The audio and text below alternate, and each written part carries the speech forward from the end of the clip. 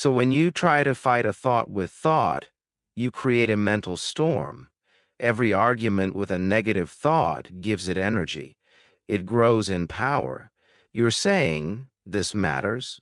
It deserves attention. So what's the solution? Don't fight the thought. Replace it. Redirect it. Rewire it. Like changing the radio station. Like turning the page. Like choosing a different road. Let's explore how. Imagine a radio in your room playing a horrible song. Lyrics say, you're a failure. You'll never be loved. You're not enough. Volume is loud. It hurts your ears. It affects your mood. What do? Do you scream at it? Beg it to stop? Cry in front of it? No, that's pointless. You either change the station, lower the volume, turn it off, or play your own music louder. This is replacement. Give your brain a new direction. Thoughts are habits. The best way to break a habit is to replace it with another one. Here's the secret. You can't erase a thought, only overwrite it. Your brain is like a chalkboard. Write something painful on it. The only way to remove it is by writing something better over it. Negative thought. Replacing thought. I always mess things up. Replace. I learn faster because I've failed before. No one cares about me. Replace. Someone loves me even if I forget. Replace. I haven't reached it yet, but I will. I'm too sensitive. Replace. I feel deeply, and that is a strength. What if I fail? Replace. What if I succeed? You're not lying. You're redirecting the spotlight. When repeated often enough, replacement becomes the default voice in your head. Imagine a large white wall, perfectly painted, with a small black hole. Most people walk past and never notice it. One person stops and stares. They ignore the beauty of the wall and obsess over the hole. They think, why is there a hole? Will it grow? Did I cause it? I hate this hole. The small black hole becomes their world. But the hole didn't change. Their focus did. This is how negative thoughts work. Tiny holes in a wall of beauty. Focus long enough and they dominate your reality. You don't need to fix the hole. You need to step back and see the whole wall. Replacing thoughts pulls you away from the hole, showing the bigger picture. These methods aren't affirmations. They're replacement tools backed by brain science and habit rewiring. The reversal technique. Flip the fear. When a painful thought comes, ask the opposite truth that could also be real. Example. I'll probably fail this interview. Replace, I might surprise myself and do better than I expect. You're not lying. You're giving your brain options. The so what method. Cut the drama. Many negative thoughts are dramatic. What if I say something wrong? What if I lose this chance? Instead of feeding panic, ask, so what if I do? Would I still be alive? Could I still grow? Would I still matter? This reduces emotional weight. The upgrade method, version 2. Zero thinking. When a negative thought appears, imagine updating your brain software. Don't delete anything. Install a better version. Original. I can't do this. Update. I'm figuring it out. Original. I'm not ready. Update. I'm becoming more ready every day. This makes your brain feel safe. Write the 3 most common negative thoughts you've had this week. Then write one powerful replacement for each. Put them on a sticky note. Say them every morning. Repeat anytime old thoughts return. Your brain believes what it hears often. Train it. Don't fight it. You were not born to live with a storm inside your head. You cannot stop it by screaming. You can change the weather by changing the forecast. Replace fear with possibility. Replace shame with growth. Replace shame with growth. Replace doubt with progress. Your mind is not broken. It's just been playing the same tape too long. Now it's time to change the music. Stage 6, talk to yourself like someone you truly love. Let's begin with a deep question. If someone else spoke to you as you speak to yourself, would you stay friends? Think carefully. What words do you use when you fail, make a mistake, forget, feel tired, cry, get rejected? Do you say, "It's okay, you're human, you'll try again"? Or do you say, "You're so stupid. Why do you always mess up? Nobody cares. I hate myself. Maybe I'll never get it right"? And the tragedy is, if someone else said that even once, you'd likely walk away. But you say it to yourself every day. You can't walk away from your own mind. So what happens? You live in a house where your own voice constantly attacks you. Most people have an inner critic. For some, it becomes an inner bully. That voice doesn't guide. It attacks. It says you're behind. You're weak. You're lazy. Imagine a 7-year-old child comes to you. They say, "I made a mistake today. I feel bad. I think I'm not good enough." Would you yell at them? Would you say, "You're an idiot. You'll never be anything. Nobody likes you"? Of course not. You would hug them. You would look in their eyes and say, "It's okay." You would say, "We all make mistakes.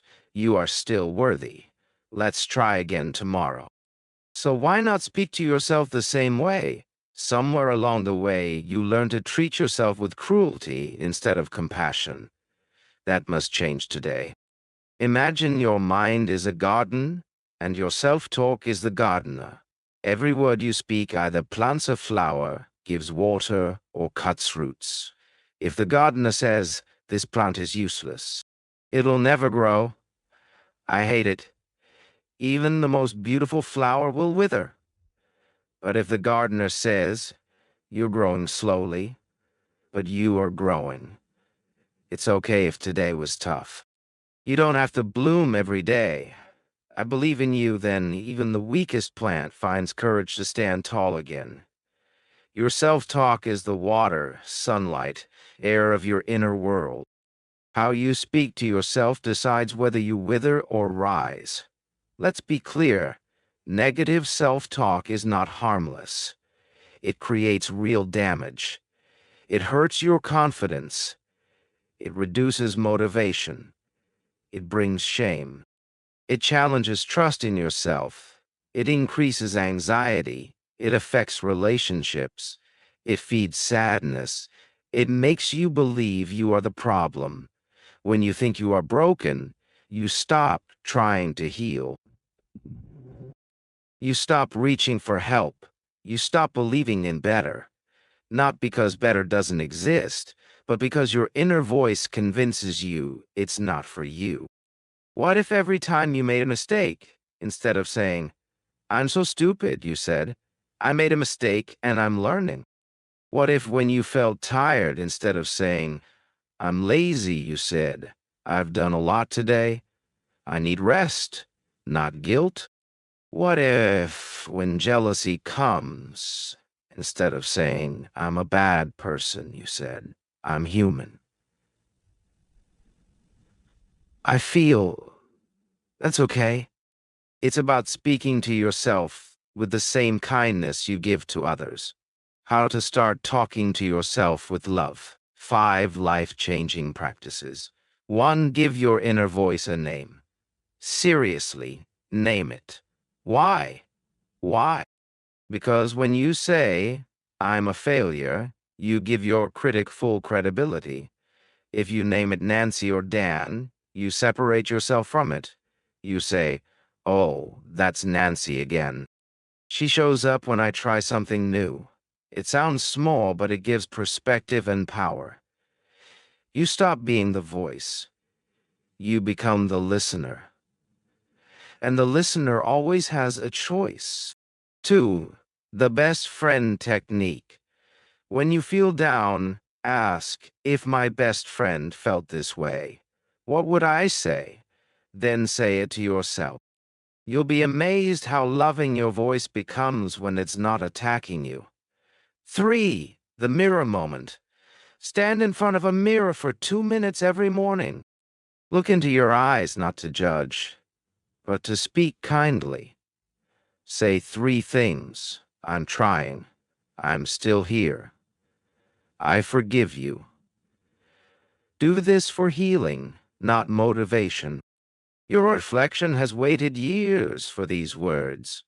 4. Rewrite the sentence. Take any cruel sentence you repeat and change it. Example: you're a burden becomes, your feelings matter. Your dramatic becomes, you're allowed to feel deeply. You're always messing up becomes, you're learning like everyone else. Nobody wants you becomes, you're still learning how to love and be loved. Your weak becomes, you're carrying so much and still going.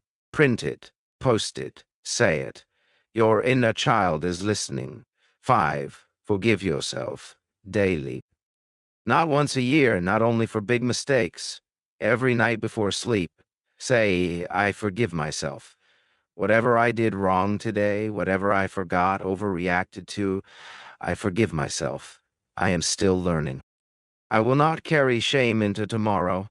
Guilt does not make you grow. Grace does.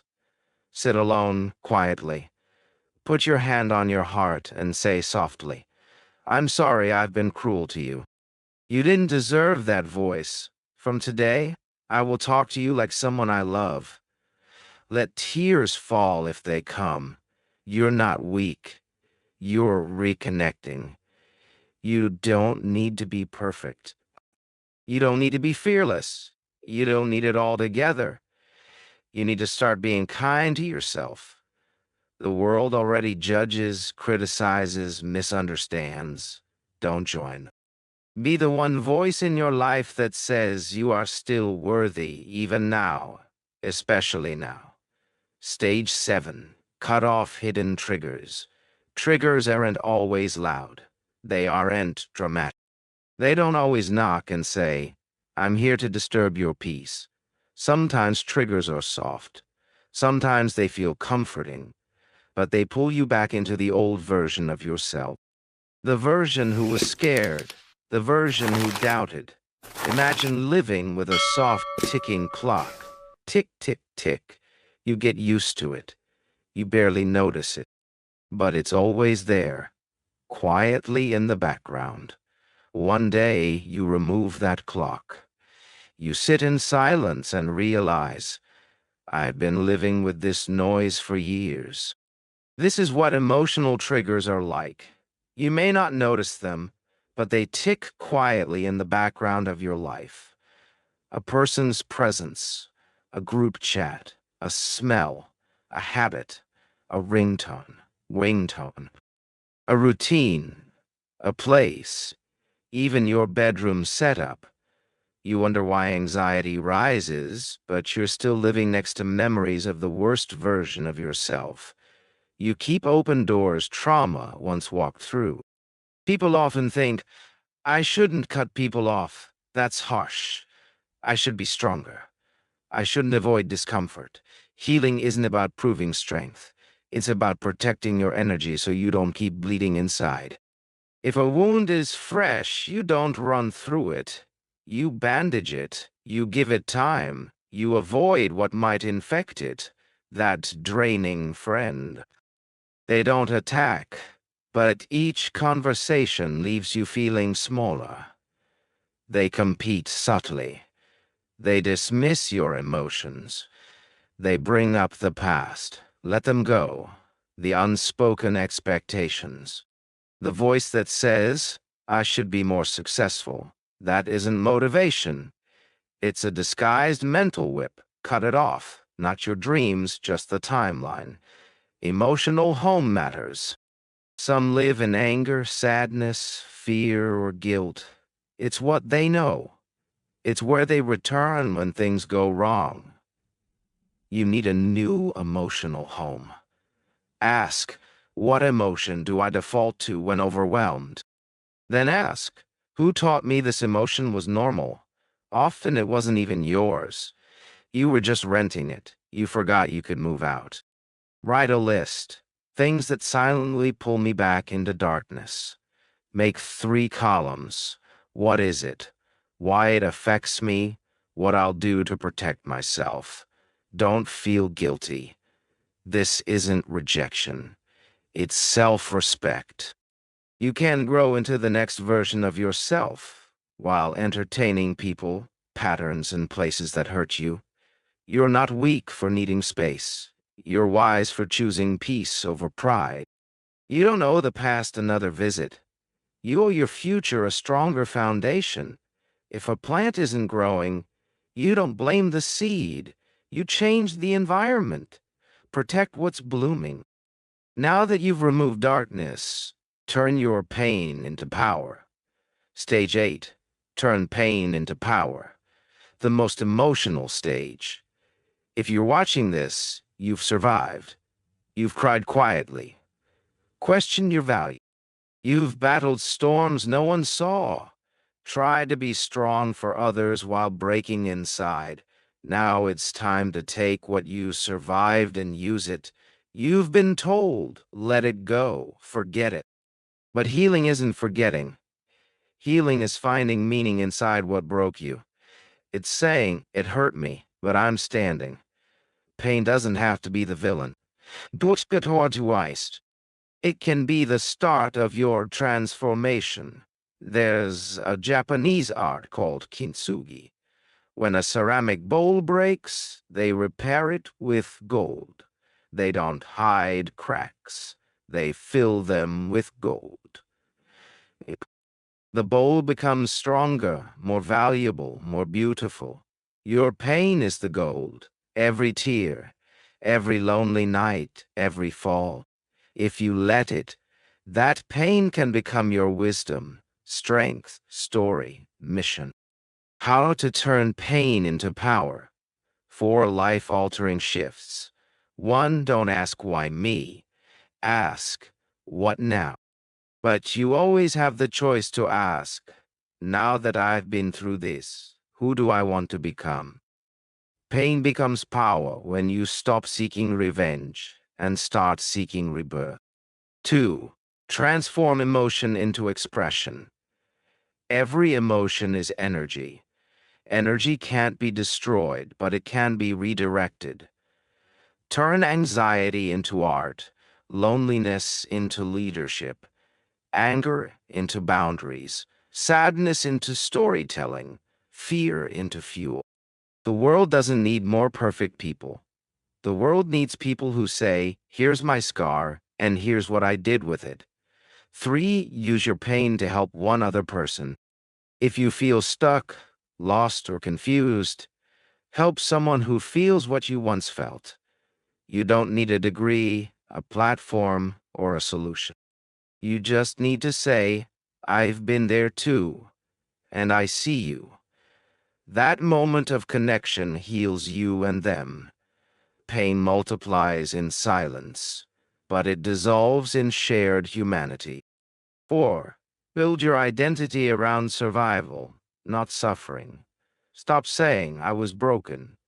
Start saying, I'm rebuilding. Don't say, they ruined me. Say, I rebuild myself.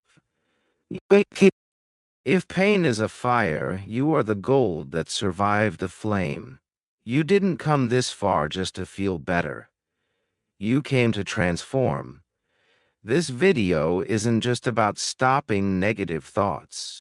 It's a reintroduction to your power. Everything you've been through has been shaping you, not to destroy you, but to prepare you. Here's your final message. You are not your pain. You are not your past. You are not your thoughts. You are the power that rises in the middle of all three and chooses to become something greater. This is your story, your chapter, your healing, your time. You've reached the end, not of the video, but of a version of you that didn't know better. The version of you that thought, maybe I'll never heal. Maybe I'll never be free. Maybe this is just who I am. But now differently. You've seen the enemy. You've studied the patterns. You've cleaned the pain. You've changed the inner voice. You've built strength. You've protected your energy. You've started turning your hardest experiences into power. That is not small. That is transformation. That is courage. That is a new life beginning right now. And if nobody told you today, let me say it clearly. I am proud of you. Not because you're perfect, but because you showed up broken, scared, tired, unsure, and still tried. Still listened. Still stayed till the end. That means you're ready. Your thoughts do not control you. You control what thoughts are allowed to stay. You control your healing, your pace, your story. Keep showing up like you did today, and your life will never be the same. Small steps repeated with love and honesty become powerful lives. You are already on your way.